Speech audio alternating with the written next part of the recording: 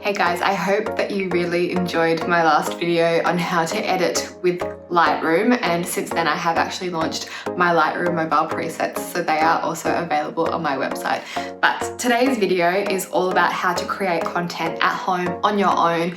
You don't need somebody taking photos. I know that at the moment it still can be really hard to go out there, find a photographer, and we do need content. So this is what I have been doing, and these are my tips for you.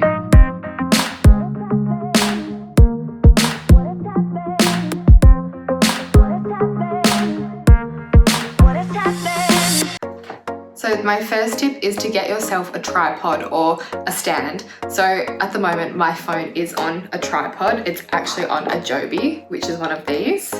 And I just got this one off Amazon. But you can get whichever stand you want that is suited to your budget. There are so many different stands. We also have a little one like this, which is super small. You can fit into your bag.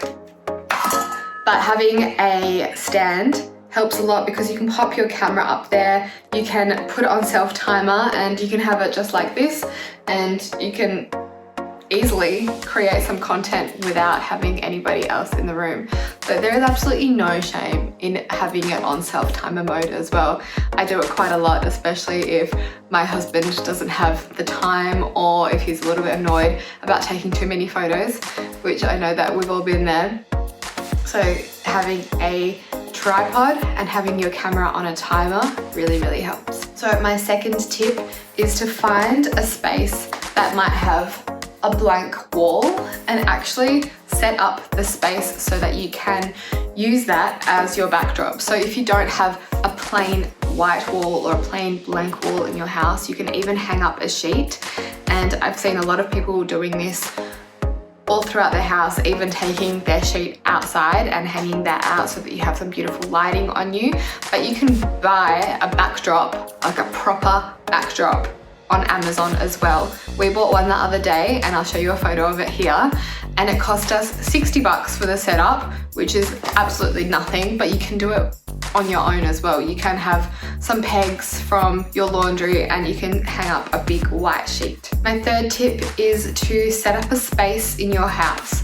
So usually we would maybe go out to a cafe, or we would go down to the beach, or we would, like, when we want to take photos that are more corporate, we would find that sort of setting. We would set up that sort of look as well. So you can do that in your house. Wherever you work, wherever your workspace is, can you set that up so that it looks nice enough for you to take some photos? I use this space all the time to create content. It's where I do all my work, but it's also where I take a lot of my photos.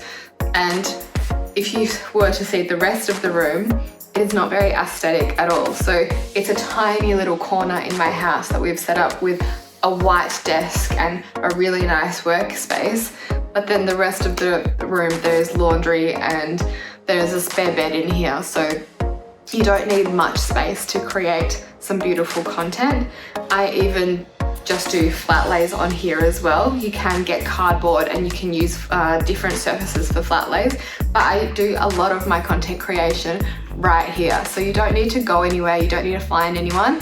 Get your tripod, set up a nice space in your house, and make sure that you have lighting. So my fourth tip for you is to make sure that you have really good light, either natural light, or if you don't have natural light in your house, then make sure that you get yourself a ring light or some good lighting.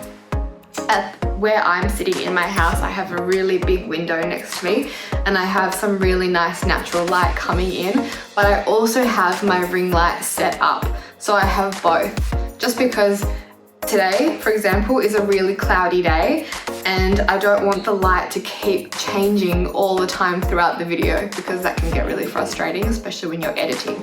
So tripod, setting up a nice space in your house, having a nice blank wall, having good lighting, they're all things that don't cost a lot of money, or no money for some, and things that we can all do at home on our own. My fifth tip is just to use self-timer. So on your iPhone, or if you have an Android, you can set it either to 3 seconds or 10 seconds. and have a play around with some different poses. If you struggle with posing, then go to Pinterest maybe and save a mood board, or go onto Instagram as well and save a couple of different pictures and have them saved as inspo for different posing. And I would just have a play at home, do your self-timer photo shoot. There is no shame in that at all. I'm going to show you some photos here that I did just on my own with self-timer. So there they are, my 5 tips for taking photos at home on your own. You don't need a fancy camera. You don't need somebody to stand there and tell you what to do. I know it sounds a lot easier than it is, but you can do it. All you need to do is set up your space, get your tripod, get your self-timer, get some good lighting, and figure out what kind of content you want to create.